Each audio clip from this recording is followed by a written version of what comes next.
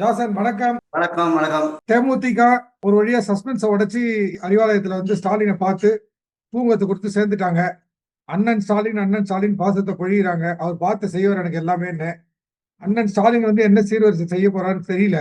விஜயகாந்தனுடைய மண்டபத்தை இடிச்சதே திமுக ஆட்சியில தான் அப்படிங்கிறது இன்னி வரல விஜயகாந்தனுடைய தொண்டர்கள் யாரும் மறக்கவே இல்லை. அந்த வேதனை உள்ளுக்குள்ள இருந்துகிட்டே இருக்கு. அதே மாதிரி கலைஞருடைய வாரிசு அரசியலை எதிர்த்து விஜயகாந்த் என்னெல்லாம் பேசினார் அப்படிங்கிறதும் எல்லார் மனசுலயும் பசுமையா இருக்கு. இதுதான் முதல் முறை தேமுதிக திமுக கூட்டணி போடுறது. இது எலியும் தவளையும் முடி போட்ட மாதிரி ஆயுமா இல்ல தொண்டர்கள் மத்தியில ஒர்க் அவுட் ஆகுமா? அந்த அம்மா பிரேமலதா அந்த அந்த ஜக்கி வாசுடைய ஃபங்க்ஷனுக்கு போனப்போ அங்க வேலுமணியோட பேசினாங்க. முதல்ல ஏவா வேலு பேசினாரு. அதுக்கப்புறம் கனிமொழி பேசியிருக்காங்க பிரேமலதா கிட்ட டைரக்டா. அவங்களுடைய முக்கியமான டிமாண்ட் ராஜ்யசபா தான். ராஜ்யசபாவுக்கு திமுகவில் பெரிய அளவு டிமாண்ட்ல அவங்க நிறைய பேர் சட்டமன்ற தேர்தலில் போட்டி போட்டு எம்எல்ஏ ஆகணும்னு ஆசைப்படுறாங்க தவிர ராஜ்யசபாவுக்கு அங்கே பெரிய அளவு அவங்க நிறைய பேர் எதிர்பார்க்கல. இந்த வாட்டி திருச்சி சிவா என்ஆர் இளங்கோ 2 பேர் கொடுப்பாங்க. ஏன்னா அவங்க 2 பேருடைய பங்களிப்பு ராஜ்யசபாவில் ரொம்ப முக்கியம் அப்படின்னா அவங்க 2 பேரை கொடுத்துருவாங்க. மீதி 2 பேருக்கு பெரிய அளவு போட்டி இல்லை. வைகோ கேட்டிருக்காரு, அது என்ன செய்வாங்க தெரியல. இன்னும் சீட்டு யாருக்கான அவங்க கொடுப்பாங்க. அதனால தேமுதிகக்கு இந்த வாட்டி ராஜ்யசபா சீட்டு அவங்க உறுதியா சொல்லிட்டாங்க. அதே சமயத்துல காங்கிரஸுக்கு இப்ப நீங்க கூட்டணி பத்தி ரொம்ப யோசனை பண்ணீங்க. இப்ப உங்களுக்கு அந்த கோரிக்கையை இப்ப என்னால பரிசீலிக்க முடியாது. பாருங்க, நீங்க முதல்ல வராதனால தேமுதிக வந்ததுனால நாங்க ஒண்ணும் பண்ண முடியாது. தேமுதிக வந்துருச்சு, நான் முதல்ல சொல்லியிருந்தேன், நீ சீக்கிரம் வாங்க, வரல அப்படின்னு சொல்லி ஸ்டாலின் இது பண்றதுக்கான வாய்ப்புகள் இருக்கு. இப்ப நீ 8ஆம் தேதி மாநாட்டில், திருச்சி மாநாட்டில் எல்லா கூட்டணி கட்சிகளையும் வர வச்சு பேச மீட்டிங் நடத்தணும் அப்படின்னு சொல்லி விரும்புறாரு. அது ராகுல் காந்தியை கூட கூப்பிடணும்னு. ஆனா நான் நேற்று கேள்விப்பட்டேன், வேணுகோபாலுக்கு அப்பாயின்மெண்ட் கேட்டதாகவும், வேணுகோபாலுக்கு இல்லை நான் சட்டசபை கூட்டத்தொடரில் நான் பிஸியா இருக்கேன், இன்னொரு வாட்டி நான் பார்க்கலாம், தேர்தல் கூட்டணி தொகுதி பங்கீடு பற்றி அதுக்கான குழு அனுப்பும், முதல்ல அவங்ககிட்ட நீங்க பேசுங்க அப்படின்னு சொல்லி அவர் தட்டி காய்ச்சி சொல்றாங்க. அவர் அதுக்கப்புறம் கனிமொழி சோனியா காந்தி கிட்ட டைரக்டா பேசியிருக்காங்க. அவங்களும் இப்ப ராகுல் காந்தி கிட்ட பேச விரும்பல. ராகுல் காந்தியும் கேசி வேணுகோபால், கார்கே எல்லாருமே தான் நமக்கு எதிராக இருக்காங்களோ அப்படின்னு அவங்களுக்கு ஒரு சந்தேகம் இருக்கு. இப்ப ஆட்சியில் பங்குன்ற கதவு தேமுதிகக்கு கிடையாது. அதுக்கு பதில் தான் அவங்க ராஜ்யசபா தொகுதி கொடுத்துட்டு அவங்க சமாதானப்படுத்திருப்பாங்க. இப்போ அவங்க சொல்ற அந்த 2% இருக்கிற மாதிரி எனக்கு ஒன்றும் தெரியல. மாயை அவங்களும் ஒரு பெரிய சக்தி அப்படின்ற ஒரு பிம்பத்தை உருவாக்க முயற்சி பண்றாங்க. அதை என்ன அடிப்படையில திமுக கணக்கு போட்டுச்சு, ஒருவேளை காங்கிரஸை பிளாக்மெயில் பண்றதுக்கோசரம் இவங்களை சேர்த்தாங்களோ என்னமோ தெரியல. விஜயகாந்தனுடைய செல்வாக்கு உச்சகட்டத்துல இருந்தப்ப அவர் தனித்து போட்டிட்டு நிறைய பர்சன்டேஜ் வாக்குகள் வாங்கியிருந்தாரு. அதை பார்த்துட்டு ஜெயலலிதா அவருக்கு 41 சீட் கொடுத்தாங்க. 41 சீட் கொடுத்து 29 ஜெயிச்சாரு. 8% மேல ஓட்டு வாங்கி காமிச்சாரு. பாராளுமன்ற தேர்தலில் பிஜேபியோட போட்டி போட்டாரு. அப்போ 10% ஓட்டு கூட வாங்கினாரு. நான் ஒரு சீட்டு கூட வரல. கொஞ்சம் கொஞ்சமா வாக்கு பர்சன்டேஜ் குறைஞ்சி ஒண்ணுமே இல்லாம போயிட்டாங்க தேமுதிக போது. அன்னைக்கு இருந்த விஜயகாந்த் செல்வாக்கு 41 சீட்டுன்னா இன்னைக்கு எவ்வளவு கொடுப்பாங்க? இது ஒண்ணு. ரெண்டாவது இன்னொன்னு என்ன சொல்றாங்கன்னா, இது பிரேமலதா உள்ள கூட்டு வந்ததே ஒரு தெலுங்கர்கள் கூட்டணி தான். இந்த தேசியம் பேசுறவங்க பொதுவா கலைஞர் குடும்பத்தை தெலுங்கர்னு சொல்லுவாங்க. ஸோ அவங்க ஸ்டாலின், உதயநிதி இவங்கெல்லாம் ஒரு தெலுங்கர்கள் இருக்காங்க. ரெட்டியார், தெலுங்கு பேசுற ரெட்டியார் நேரு இருக்காரு. அப்புறம் இன்னொரு தெலுங்கர் சேகர் பாபு இருக்காரு. இன்னொருத்தர் ஏவா வேலு இருக்காருன்னு தெலுங்குக்காரங்களாம் கூட்டணி போட்டாங்க அப்படின்னு சொல்லி அது ஒரு பிரச்சாரம் பண்ணிக்கிட்டு இருக்காங்க. இது தமிழர் கூட்டணியே கிடையாது, தெலுங்கர் கூட்டணின்னு. ஸோ இந்த மாதிரி சூழ்நிலையில விஜயகாந்த் கட்சி டிஎம்கே சேர்றதுனால எவ்வளவு சீட் அவங்க கொடுக்கறதுக்கு ஒர்த்தா இருக்கும் அப்படின்னு டிஎம்கே நினைப்பாங்க. அதை கொடுத்தாலும் இவங்க கொடுக்கறது வாங்கிட்டு இவங்க போற மாதிரி மூட்ல இருப்பாங்களா? ஜெயலலிதாவோட கூட்டணி வச்சாங்க. ஆனா ஜெயலலிதாவோட கூட்டணி வச்சாலும் எதிர்கட்சி தலைவராக இருக்கும்போது அவங்க 2 பேருக்கும் பெரிய மோதல் நடந்து அந்த அம்மா அவர் எதிர்கட்சி தலைவராக இருக்கும்போது சட்டசபையில எதிர்கட்சி தலைவரை சஸ்பெண்ட் பண்ணாங்க. 1 வாரம் சஸ்பெண்ட் பண்ணி எதிர்கட்சி தலைவர் ரூமையே பூட்டி சீல் வச்சு அவருடைய காரே, எதிர்கட்சி தலைவர் காரை பயன்படுத்த முடியாது, இப்ப எதிர்கட்சி தலைவர் இல்லை அப்படின்னு சொல்லி காரையே பறிமுதல் பண்ணதுக்கு உத்தரவு போட்டாங்க. அதுக்கப்புறம் கூட்டணியே இல்லாம அப்புறம் எடப்பாடியோட சேர்ந்த எடப்பாடி வந்தோடனே தேமுதிக பிரேமலதா கூட்டணி சேர்ந்தாங்க.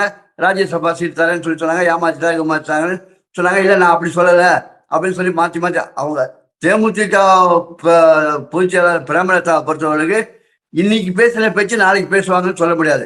அவங்களுடைய ஒரு மாச பேச்சை நீங்க பத்திரிகையில எடுத்து பார்த்தாலே ஒரு நாள் வந்து எடப்பாடி நல்லவன் சொல்லியிருப்பாங்க, இன்னும் ஒரு நாள் திமுக நல்ல ஆட்சி நடத்துது அப்படின்னு சொல்லியிருக்காங்க. என்னை பொறுத்த வரைக்கும் வந்து காங்கிரஸுக்கான ஒரு செக்கு தான் விஜய் தேமுதிகவை சேர்த்தது அப்படின்னு தான் நான் நினைக்கிறேன். காங்கிரஸ் வந்து ஒரு அடிமட்ட பாம்பு மாதிரி இருக்கிற இந்த சூழ்நிலையில ஒருவேளை விஜய் பக்கம் போனால், இதுவரையிலும் பிரேமலதா வந்து விஜய் கட்சி விமர்சனம் பண்ணி பெருசா ஒன்றும் பேசல. விஜய் வந்து திமுகவை அட்டாக் பண்ணப்பவும் சரி, அதிமுக அட்டாக் பண்ணப்பவும் சரி, கருத்து கேட்டப்போ எதுவுமே சொல்லாம தப்பிச்சுக்கிட்டாங்க. ஆனால் இப்ப கிளியர் கட்டா டிஎம்கே சைடு வந்த பிறகு விஜய் அணியும் விஜயகாந்த் அணியும் தேர்தல் களத்தை எதிர்த்து அரசியல் பண்ண வேண்டிய ஒரு சூழ்நிலை வருது. இது வந்து விஜயகாந்த் ஏதோ ஒரு வகையில வந்து விஜயனுடைய அரசியல் வளர்ச்சி காரணமா இருக்காரு அப்படிங்கிற நன்றி உணர்ச்சியை மனசுல வச்சுக்கிட்டு விஜய் சாஃப்டா அணுகுவாரா, அல்லது அதிமுக அணி திமுக அணி ரெண்டுத்தையும் தாக்கும் போது தேமுதிகவையும் கடுமையாக விமர்சனம் பண்ணுவாரா? இவங்க வந்து கூட்டணிக்கு வந்து மாவட்ட செயலாளர் விருப்பத்தை தான் நான் நிறைவேற்றிருக்கேன் அப்படின்னு சொல்லியிருக்காங்க. ஆனா மாவட்ட செயலாளர்கள் ஆலோசனை நடத்தின போது பெரும்பாலான மாவட்ட செயலாளர் வந்து அதிமுகவோட தான் கூட்டணி வைக்கணும்னு சொல்லி விரும்பினாங்க. தெரிஞ்சோ தெரியாமையோ அதிமுக கட்சியோட வந்து தேமுதிக உறுப்பினர்கள் நிர்வாகிகளுக்கு ஒரு நல்ல ஒரு புரிதல் இருந்தது. அது இப்போ வந்து திமுக அதெல்லாம் இருக்குமா அப்படின்னு தெரியல. காங்கிரஸ் வந்து தமிழக வெற்றி கழகத்தோட போனன்னு சில பேர் விருப்பத்தைப்படி போயிட்டாங்கன்னா அந்த சிறுபான்மை ஓட்டு வந்து விஜய் கட்சிக்கு தான் போகிறதுக்கு வாய்ப்பு இருக்கு. காங்கிரஸ் தான் சிறுபான்மையினுடைய காவலர் அப்படின்ற ஒரு பேர் வந்து சிறுபான்மையின் மக்கள் மொழியில இருக்கு. விஜயகாந்த் இருக்கும் போதே செல்வாக்கோட சக்தியோட இருக்கும் போதே அவர் வந்து ஜெயலலிதா முறைச்சுக்கிட்ட பிறகு ஜெயலலிதா வந்து ஒரு கட்சியிலிருந்து கொத்து கொத்தா ஆட்களை இழுத்தாங்க. எம்எல்ஏக்கள் எல்லாமே மாறி போனதெல்லாம் கூட நடந்தது.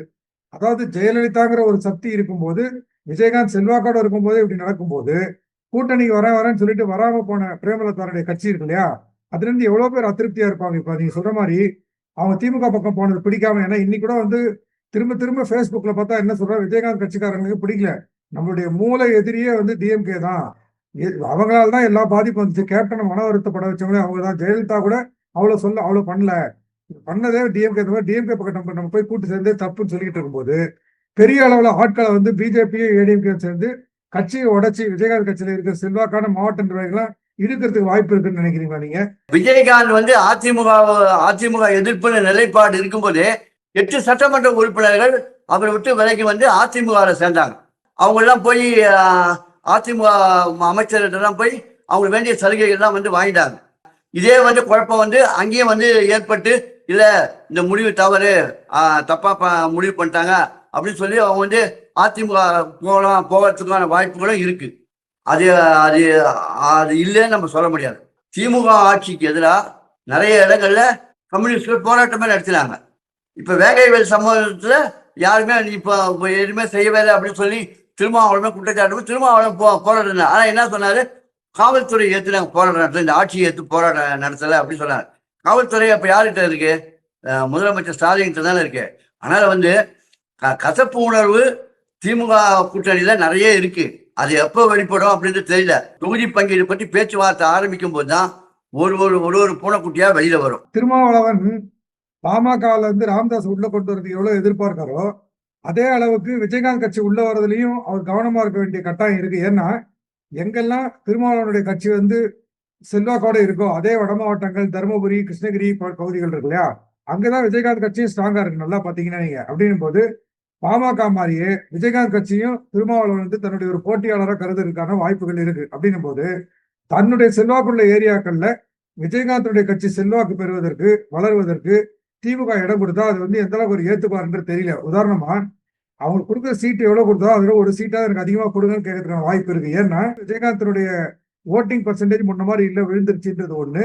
ஆனா அவங்க நேத்து தான் வந்தாங்க. நேத்து வந்தவங்களுக்கு நீங்க இம்பார்ட்டன்ஸ் கொடுக்கும்போது உங்க கூடவே இருந்து உங்களுடைய கஷ்ட நஷ்டம் எல்லாத்தையுமே உங்களுக்கு ஆதரவா குரல் கொடுத்து எவ்வளவு சிக்கல் வரும்போது உங்களை வந்து என்னுடைய கட்சியினுடைய மானத்தையும் சுயமரியாதையும் அடகு வச்சு கூட திரும்ப திரும்ப உங்களுக்கு நான் சப்போர்ட் பண்ணிக்கிட்டு இருந்திருக்கோம். தலித்துகள் பாதிக்கப்பட்ட போது கூட பெருசா உங்களுக்கு எதிராக நாங்க பேசல, எங்களுடைய பேஸ்மெண்ட்டே ஆட்டி பார்க்குற அளவுக்கான விஷயங்கள் வரும்போது கூட நீங்க கூட்டணி தான் முக்கியம்னு சொல்லி நான் பல தியாகங்கள் பண்ணியிருக்கேன். அதனால விஜயகாந்த் கட்சிக்கு எவ்வளவு கொடுக்குறீங்களோ அதோட அதிகமா தான் எனக்கு கொடுக்கணும் அப்படின்னு சொல்லி திருமாவளவனை கூட இந்த பிரச்சனையை கழகத்தை முதல்ல ஆரம்பிக்கிறதுக்கு வாய்ப்பு இருக்குன்னு நான் நினைக்கிறேன். இன்னைக்கு வந்து பழமொழி பாலில் வீழ்ந்தது அப்படின்னு சொல்லி இந்த கூட்டணியை வரவேற்று கருத்து சொல்லியிருக்காரு திருமாவளவன். அதே சமயத்தில் நீங்க சொல்ற ஒரு கருத்து உண்மை. காங்கிரஸ் கட்சியை விட விடுதலை சிறுத்தைகள் வந்து செல்வாக்குடனும் வலிமையா இருக்கு அப்படின்னு தான் சொல்லி பேசியிருக்காரு. விடுதலை சிறுத்தை கட்சியை விட கூடுதலா தேமுதிகக்கு தொகுதிகள் ஒதுக்கினா தன்னுடைய எதிர்ப்பை வந்து அவர் கண்டிப்பா அவர் பதிவு செய்வார்.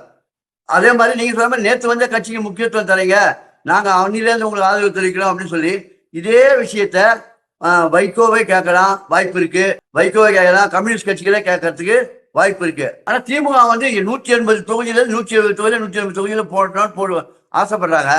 அந்த ஆசை வந்து இப்போ நிறைவேறுமா அப்படின்றது கொஞ்சம் சந்தேகமா தான் இருக்கு. எல்லாமே இரட்டை இலக்கத்துல வேணும்னு சொல்லி கேட்டு இருக்காங்க எல்லா கட்சிகளுமே. காங்கிரஸ் வந்து 39ல பிடிவாதமா இருக்காங்க. அவங்க ஏற்கனவே வந்து 25 கொடுத்தாங்க. 25ல 28 30 கொடுத்தாகணும். அப்படி இருக்கும்போது அவங்க எங்க 170 180 எங்க போட்டி போட முடியும் சொல்லுங்க. விஜயகாந்த் கட்சி வந்து இப்போ ராஜ்யசபா சீட்டு கேட்கறாங்க 1, 2வது வந்து எவ்வளவு எம்எல்ஏ சீட்டு கேட்பாங்கிறது தெரியாது 2. ஆனால் அவங்க ரொம்ப பண கஷ்டத்துல இருக்காங்க அப்படிங்கிற மாதிரி ஒரு இன்னர் சோர்ஸ்ல இருந்து சொல்றாங்க. அதாவது கட்சியை நடத்துறதுக்கே வந்து பெரிய அளவுல வந்து பணம் தேவைப்படுது, நிறைய பணத்தை விட்டுட்டாங்க, அவங்க வருவாய்க்கு வழி இல்லாம கட்சியை நடத்திக்கிட்டு இருக்காங்க அப்படின்னு சொல்லி. ஒருவேளை சீட்டால அடிக்க முடியாட்டி கூட அவங்கள நோட்டால் அடிச்சிடலாம் அப்படின்னு டிஎம்கே நினைக்குமா? நான் என்ன ஏன் கேட்கறேன்னா, கொடுக்குற சீட்டை வாங்கிக்கோங்க, குழப்பம் பண்ணாதீங்க. நீங்க வந்து பணம் வேணா உங்களுக்கு கொடுக்குறோம், நீங்க வந்து தேர்தல் செலவு கொடுக்குறோம், வேற ஏதாவது இருந்தாலும் கொடுக்குறோம் வச்சுக்கோங்க, ஆனா சீட்டு கேட்டு குழப்பம் பண்ணாதீங்கன்னா இவ்வளவு சீட்ல நிக்கணும் அப்படின்னு சொன்னால் பேரம் எதுவும் இன்னும் முழுக்க படிக்கல. ஏதோ ஒரு அவசரத்துக்கு போய் சேர்ந்திருக்க மாதிரி தான் எனக்கு தெரியுது. நீங்க சொல்ற மாதிரி 22ஆம் தேதி ஆரம்பிச்சு ஒவ்வொரு தொகுதி ஒவ்வொரு கட்சிக்கா எவ்வளவு சீட்டு நீங்க சொல்லும் போது யார் ஏத்துக்கிறாங்க யார் ஏத்துக்கல, அவங்க எப்படி திமுக சமாளிக்க போகுதுங்கிறது பார்ப்போம். நன்றி, வணக்கம்.